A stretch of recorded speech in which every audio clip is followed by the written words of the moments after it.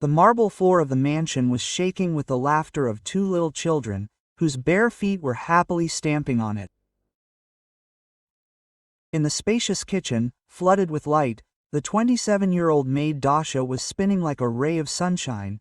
Despite the simple uniform that could not hide her joy, the twins, both deaf, clapped their hands, feeling the rhythm through the vibrations of the countertop. Neither of them noticed the tall figure that appeared in the doorway. Dmitry Kovalev, a 35-year-old billionaire and single father, froze, amazed by what he saw. Dmitry's throat tightened. He had hired Dasha 2 weeks ago, a quiet girl with kind eyes, not even suspecting that she would bring such a change to his home. His twins, Liza and Artyom, only 7 years old, had not laughed so sincerely since their mother died. And now they were twirling with Dasha, as if the kitchen had become their stage. Papa Lisa waved her arms. Her smile was brighter than the chandelier overhead. Artyom tugged at Dasha's hand, begging her to continue. Dmitry cleared his throat. His voice was filled with his usual authority. "What's going on here?" Dasha froze mid-step, and her cheeks flushed. "Excuse me, Mr. Kovalev.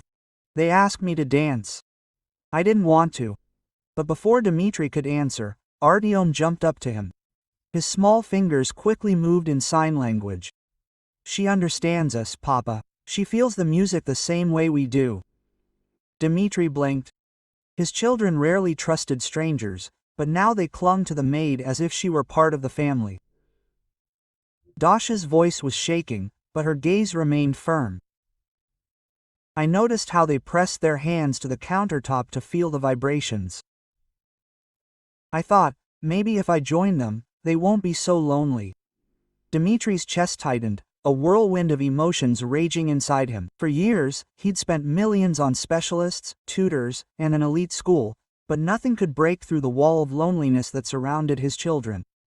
And now a simple maid, without degrees or fancy titles, made their eyes light up in a matter of minutes. "Dasha," he finally said. His voice was low but tense. "Come with me." She took a shuddering breath and followed him out of the kitchen, her hands clasped nervously. The twins' laughter echoed behind him, a reminder of a happiness Dmitry hadn't heard in years. In the hallway, his voice grew sharper. "Do you understand what you've done?" He stopped, noticing her shuddering, and recognized in her eyes the same fear he'd seen in the eyes of his rivals at the front lines of negotiations. But there was something else behind the fear: courage. Dasha swallowed. "If you want to fire me, I understand, but please don't take their joy away.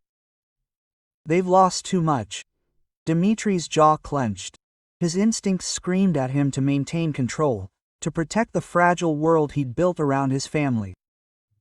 But another part of him, the father who yearned for his children's laughter, whispered that maybe he was wrong. He seemed to exhale. "You're not fired." Dasha blinked. "You are not just their maid anymore," Dmitry continued. His voice became firmer but softer. "From now on, you are also their teacher, but remember, if you harm them in any way, you will regret it." Dasha's eyes sparkled not with fear, but with relief.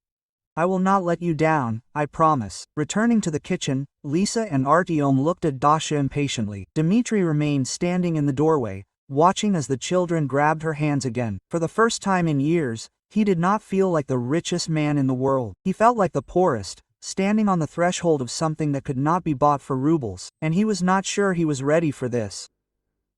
The night pressed on the high windows of the mansion. Dmitry sat in his office. The reflections of the fireplace played on his face while he mentally returned to the scene in the kitchen. He saw how the board members humiliated themselves, investors panicked, and competitors bowed before him. But nothing shook him more than the smiles of his twins. Thanks to Dasha, he twirled the glass of entire liquid in his hand, which he had never touched. Money had never been his problem, but the connection with his children had been taken away from him the day his wife left, leaving him with 2 children who could not even hear him say, "I love you." A light knock interrupted his thoughts. He waited for his assistant, but Dasha stood in the doorway, hesitant. Mr. Kovalyov, she said quietly. Dmitri raised his eyebrows. It's late. What are you doing here? Her fingers nervously fiddled with the edge of her apron. Liza and Artyom could not sleep. They asked him to tell them a story. He laughed almost bitterly. A story? You know how many times I've tried. I point with gestures, read, buy the most expensive interactive books, and they still look at me like I'm a stranger. His voice broke. It sounded harsher than he intended, but Dasha didn't flinch. She stepped closer. Her soft steps carried a courage louder than her fear. They don't need expensive fairy tales, Mr. Kovalev. They need someone who sees the world the same way they do, who is willing to listen without making a sound. Dmitri's gaze grew harder. And you think you are that person? Dasha lowered her head, but her words carried weight. Today, for the first time, they smiled like children, not like shadows. Didn't that mean anything? Her words cut him to the quick. He hated that she was right. He hated even more that he, with all his power and money, could not give the same to the children. Show me, Dmitri said suddenly. She raised her head. Confusion flashed in her eyes. Show me what? Show me how you talked to them. Show me what you did that I could not. And now the tone was almost a challenge, as if he was demanding to prove that she was more than just a maid with too much courage.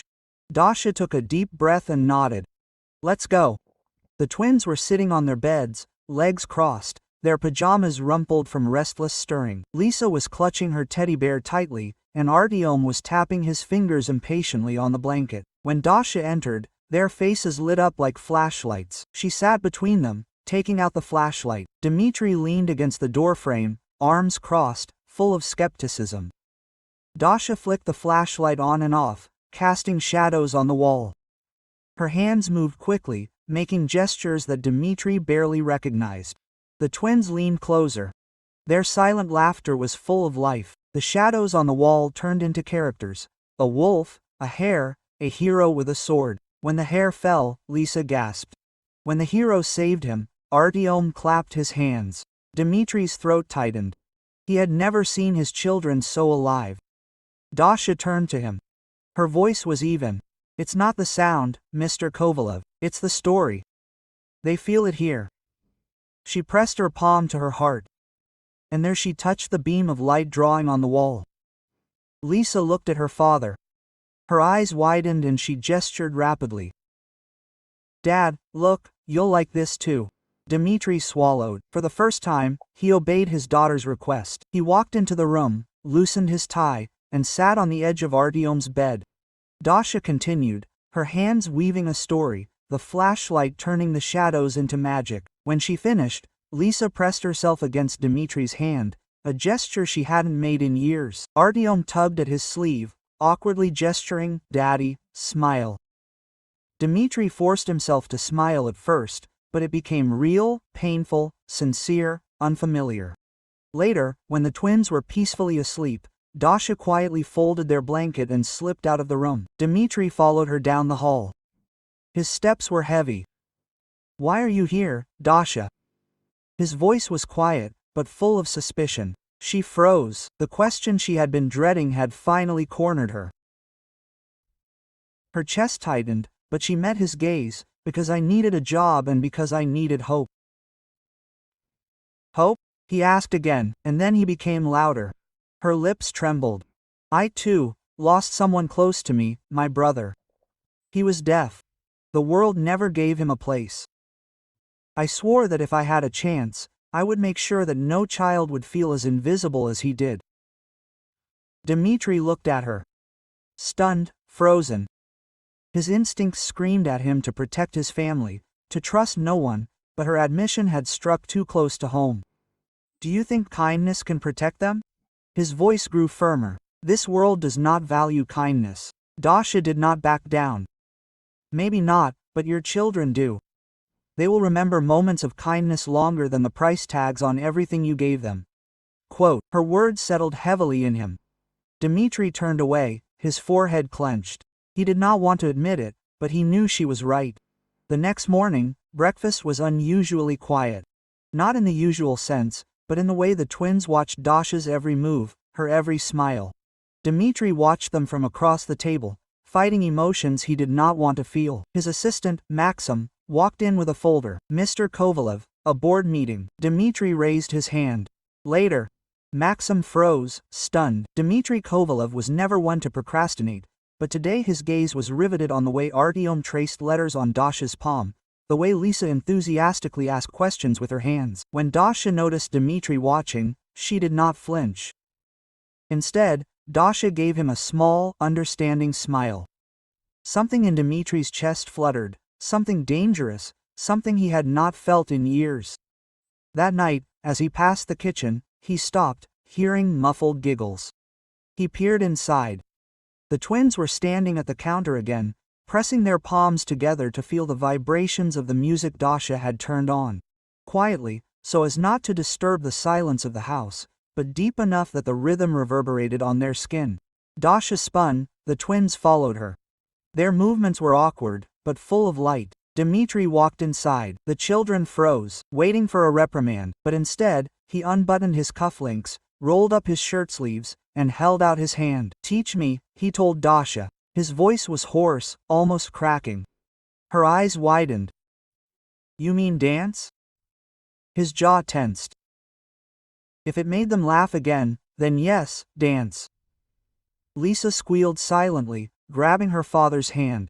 Artyom pushed him forward. Dasha gently placed his palm on the counter. "Feel the rhythm. Don't listen to it. Feel it."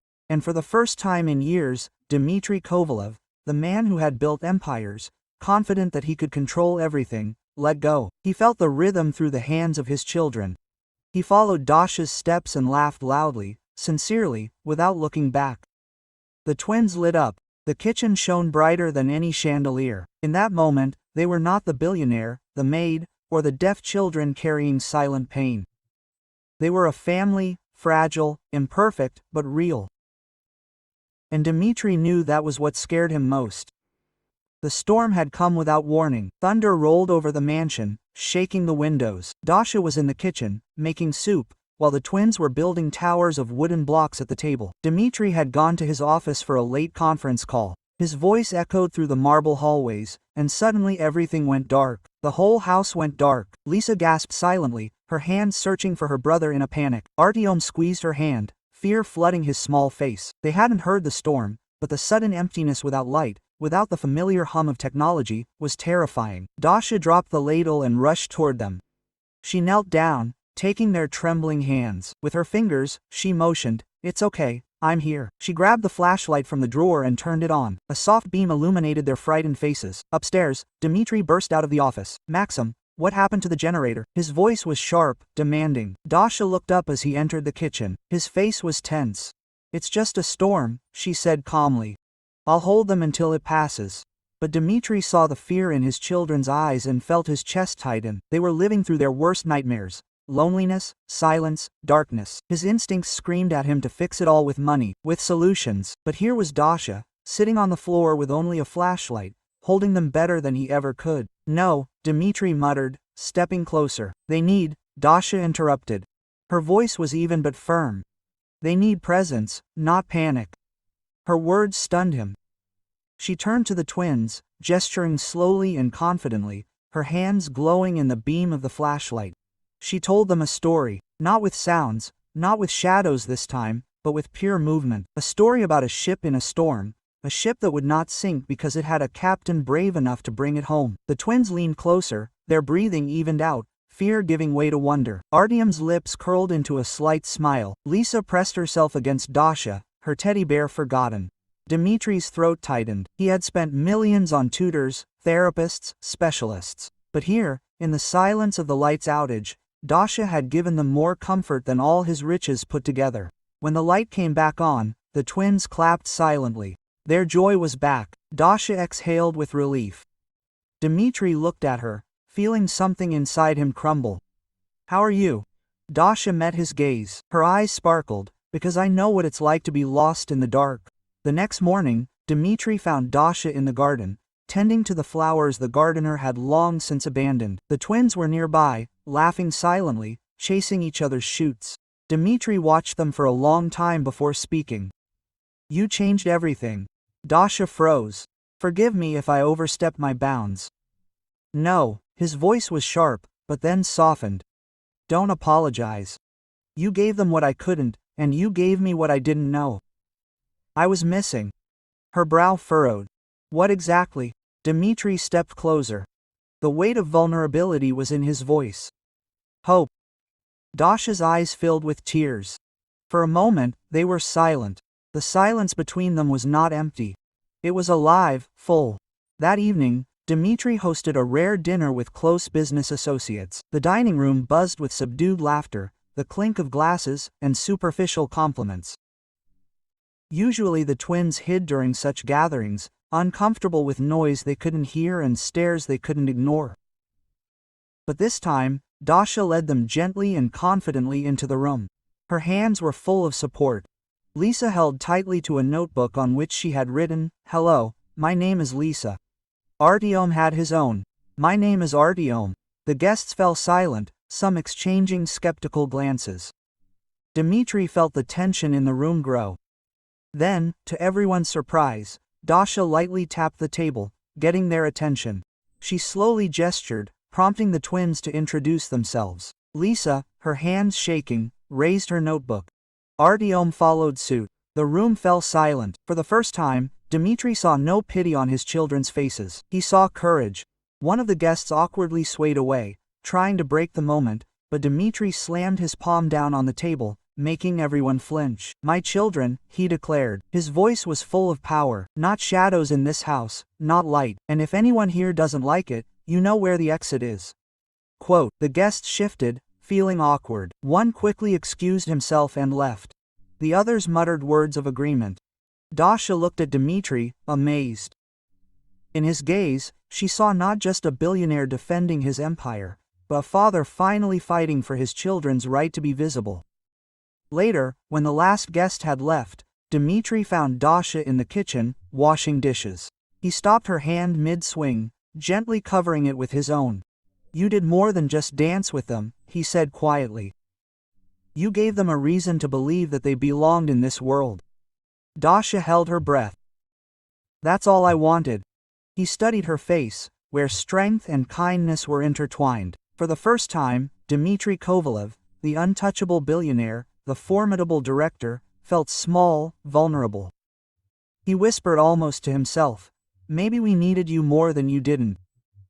That night, when the twins were sleeping peacefully, Dmitri stood in the doorway of the room. Dasha sat on the edge of the bed, gently pushing aside Lisa Saluba's hair. Artyom held her hand even in her sleep. Dmitri didn't move, he didn't interrupt, he just watched, because for the first time in years, his house was not just a fortress of wealth, it was a home. And deep down, Dmitri knew with absolute certainty, his life had changed forever. Not by power or money, but by kindness. The kindness that he had almost rejected. If this story touched your heart, please support me with a like and a subscription. It will only take a second, and for me your support is a huge incentive to continue creating. Thank you and see you soon.